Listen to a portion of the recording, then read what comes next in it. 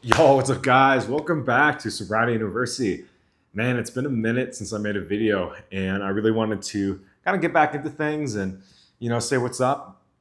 Today, I'm going to be talking about how I went from lonely, stoned, depressed, virgin to finally getting a girlfriend, and how quitting marijuana in particular, and then alcohol as well, helped me get to that next phase of my development. It's something that I always wanted as a kid.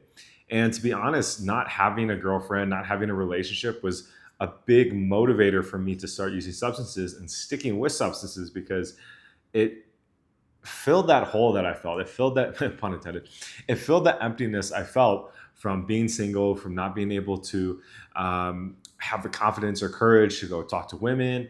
Obviously, this can pertain to whatever, sex you're into.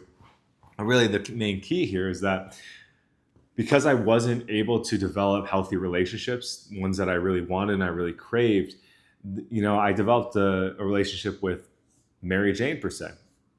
Mary Jane didn't judge me. She didn't uh, reject me. She was always there for me.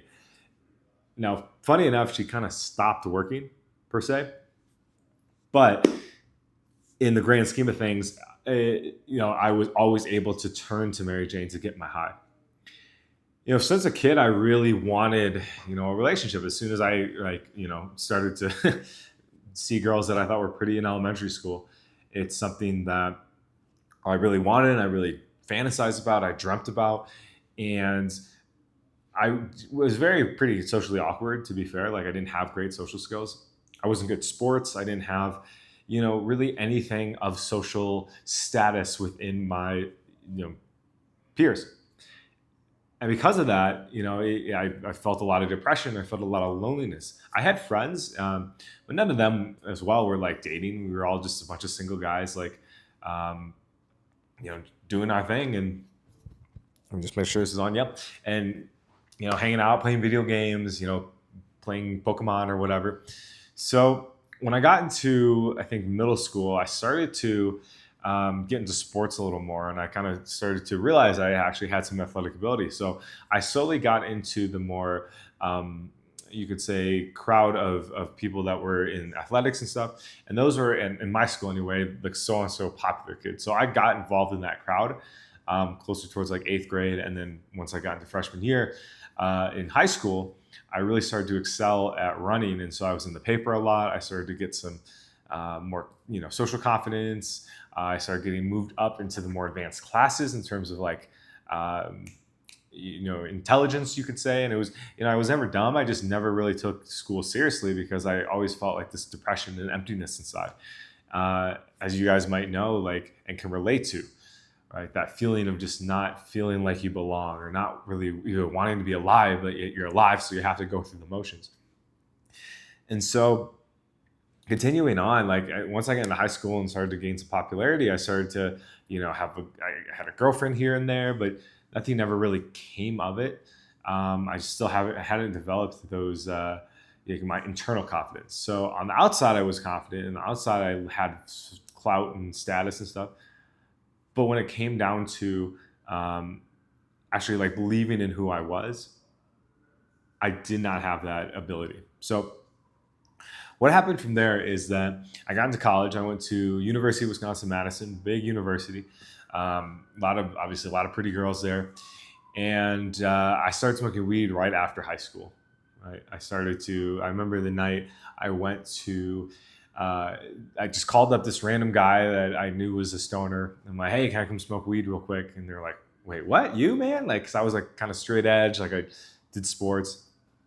I got super high. I drove to Taco Bell, and I was just like shaking because I was like, so I had so much adrenaline, but I felt alive. I felt alive for the first time in a long time. I got to college, and a lot of people on my floor smoked, including girls. So I thought, I was like, oh, this is cool. Like I'm finally around people that I like and that I think are cool and have value and are all stoners and sweet. So I started smoking weed pretty regularly once I got into college. And throughout this time, I still had the goal to get a girlfriend and like have the college hookup experience, and I never did. I just couldn't figure it out. I just didn't know how to attract women. And now that I was smoking weed, I was even more self conscious and more in my head. which I actually liked for myself, but I didn't like it when I was trying to like date or whatever. A lot of my friends were able to do it, so I felt like something was missing still. And because of that, that led me to continue to smoke and to smoke and to smoke until my sophomore year, where I was smoking every single day. I was skipping classes to get high, smoking all day long, basically. And from there, like it just kind of progressed and progressed. And if you see my story on this channel, I started selling. I started getting into dealing, and just I needed my supply, I needed my hit. I pretty much made no money because I would just smoke it all the profit, and then I would. And what happened was I got robbed a bunch, like 10 grand. Some guys broke into my house that I was selling to and stole a bunch of weed. And so, man, yeah, it was a rough little path. And obviously that whole time didn't have one date. I didn't, so it was just miserable. And because of that, again, I just kept smoking weed because it was the one thing that gave me a sense of safety or wholeness, even though it was temporary and didn't last. So I got sober in 2016. Last smoke was on August 12th. So August 13th is my sobriety date. Stopped alcohol there too. And I went on a real inner journey. I realized like how to have relationships with people, how to not to be super selfish, how to be giving, all those things that we learn in recovery. And because of that, I started to get a little bit of internal self-confidence. I still wasn't able to go meet people and like have dates and stuff. But around my second or third year, I had like my first date, like being sober. It didn't last long because, she wasn't quite what I wanted, but I still got to experience a date. Had another date like a month later or so, and again, it was like, to me, it was a big deal, but it still wasn't enough to like actually have the success I wanted. And then what happened was about 4 years later, I was making a lot of music. I was DJing and stuff. Not live, but in my bedroom. And I was realizing my life wasn't really going the way I wanted it to in terms of like career. So I realized like my whole dream of getting famous and dating a lot was not going to happen. So I ended up getting into cold approach. And cold approach, if you guys know, obviously, is when you go up to a woman in the street or vice versa, whatever you're into, and you strike up a conversation, you go for the number and then ideally get a date. And so I started doing that and I took it seriously. I got a coach. I started recording myself with my microphone so I could hear myself back, and I made it like it became a real passion. That was about 3 years ago, and I ended up going to Poland to learn cold approach. I ended up from there coming back to the States and going to Mexico, which is where I live now, Mexico City, and I've actually built a dating coaching business here in Mexico City. We do online coaching with people around the world, but particularly like if people do come to Mexico City, we do teach them how to do cold approach, as well as online dating. So I'm gonna link that channel down below, guys, if you want to check that out. There's a lot of great tips on how to get out there and start developing your confidence, start going up and learning how to talk to women, what to say to make sure that you're not disqualifying yourself. It's just like sales, you know what I mean? So yeah, man, that was kind of my evolution of going from nothing to something. And throughout my cold approach journey, I've been sober. So I haven't touched any weed. Now, how does that pertain to actually getting a date? Well, because I'm sober, because I'm clear-minded, I'm emotionally available. I'm physically available. I really value the time I spend when I go on dates with women. And because of that, I started to develop a lot of confidence. I started to have really good experiences I always wanted. Had some many like short, long-term relationships within the last couple of years. Had my heart broken a few times, which is an absolute rite of passage, and have developed a lot of internal self-confidence because of it. And recently, about 6 months ago now, I was out doing a cold approach. I've been on camera, as you can see by the thumbnail. That's my current girlfriend. And yeah, I just did a cold approach like I usually do. I've done about 1,700 at this point. And it just so happened this is the one. This is the one that I really had a connection with. And, typical cold approach, say what I always say, do what I always do. And we ended up going on a date a few days later, and she invited me out actually, which was kind of cool. And I just remember like physically, I'm like, yes, like this is what I've been looking for in that front. And then when I got to know her, I realized like, wow, so she's sober as well. So she doesn't use substances. She's never smoked weed. She's never done drugs. Um, Good relationship with her family, all that, all those green flags that I was looking for, she had. And kind of it was like a right place, right time. And because I'm, clear headed, because I have my vision and purpose and what I'm working on, I was attractive to her. And because of that, we had a good connection and we started dating.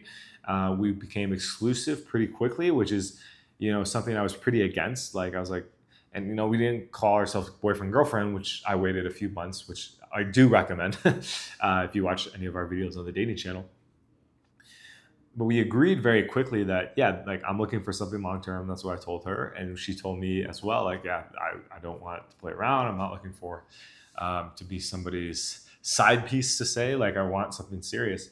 And I really respected that. And so I said, hey, yeah, I'm definitely down to give it a try. I'll only see you. I'm going to continue this dating thing. I'm still going to be going out and meeting women for the channel, but I won't be dating them. I won't, be talking to them, texting them, all that stuff. Besides to let them know that I'm not available. And she was like, yeah, that sounds good. I appreciate the honesty. And I was like, yeah, let's give it a shot. And it's just progressed ever since. A lot of the activities we do, like sober dating, I'll probably do some more videos on sober dating because I think this is something that I'm really passionate about now, obviously with our other business and stuff. A lot of like we cook, we'll go out to eat, just go on adventures, walk through the park, things I would do sober anyway. So it was just, I think for me, finding somebody that was also in that same headspace, it was really important because I would date before girls that were more like party girls or like would like to go to clubs. And, I tried to almost force it to work and it just wouldn't because it's like, to them, like going to a walk in the park is like boring, even though to me that's like what I really like to do.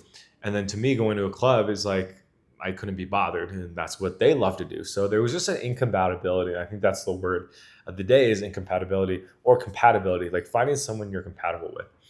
And obviously, I got very fortunate to find somebody that was compatible in a ton of areas. Like the sobriety piece is really big.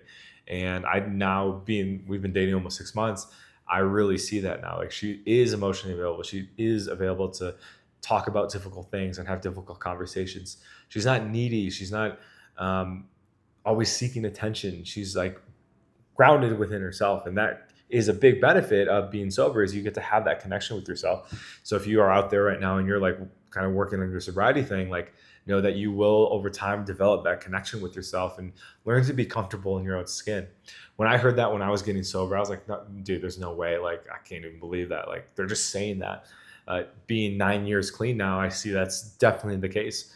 And, there's times where I do feel disconnected with myself. Like, I'm going through some change or mental shift. And that's just part of being sober. That's just part of living life, as they call it, on life's terms.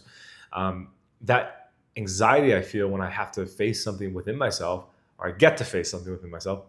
That's why I sought out substances in the first place, because I got to basically hide myself from that and escape from that. But now I don't want to escape it. I want to face it. I want to overcome it. And dating was a huge block for me, as you can tell by this video. And so facing it head on by going out, talking to women, facing that anxiety, getting rejected many thousands of times. Well, I've done 1,700, so hundreds and hundreds and hundreds of times.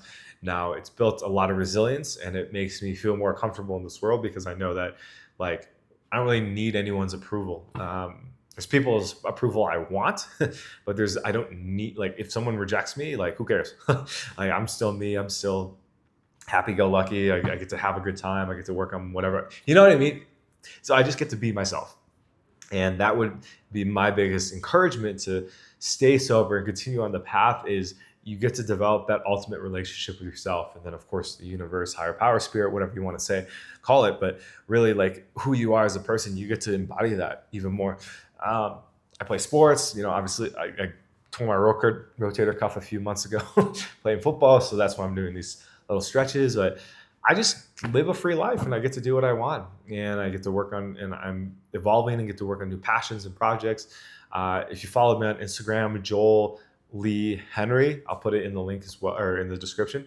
I DJ as well, and I get to now go to nightclubs, but I don't actually partake in the drinking. Obviously, I just DJ, which is a lot more fun to me than just standing there trying to like scream at people. Um, but that's for another video. So yeah, guys, I really wanted to share this, and I'm going to be talking a lot more about sober dating and my relationship now with my current girlfriend, how it's changed my life, what it's done for me. Just a little preview. It's made my life a lot more peaceful.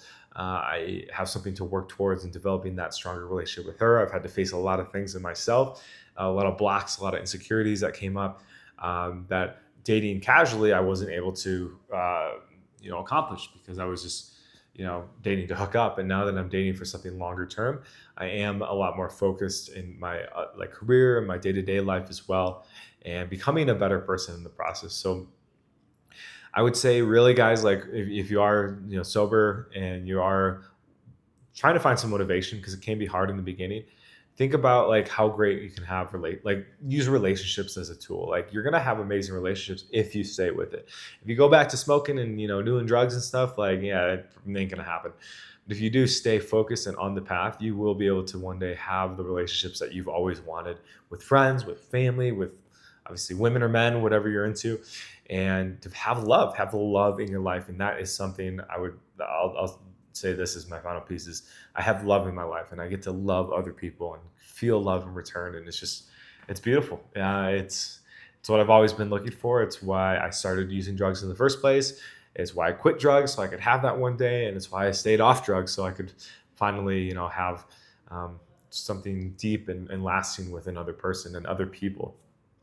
So guys, hit me up on Instagram if you want to just chat about this. I shut down like my email and stuff and for other reasons, but I'm always available to talk and just chat on IG or whatever. And if there's any way I can help you, I'm happy to talk about it and share that with you as well. So guys, excited to be back. I know I've committed to making videos consistently again for a while, and I haven't followed through, so I'm not going to make that promise this time. I felt inspired today to make this and kind of give you an update. I see people are still subscribing to the channel and stuff, and so I really appreciate it. And yeah, we'll see what the future holds. And best of luck on your sobriety journey. Not best of luck, just I'll go even deeper. Like you will accomplish it. You got to stay focused. You got to stay with it, and I know you can do it. So with that, guys, we'll talk to you in the next one. Peace.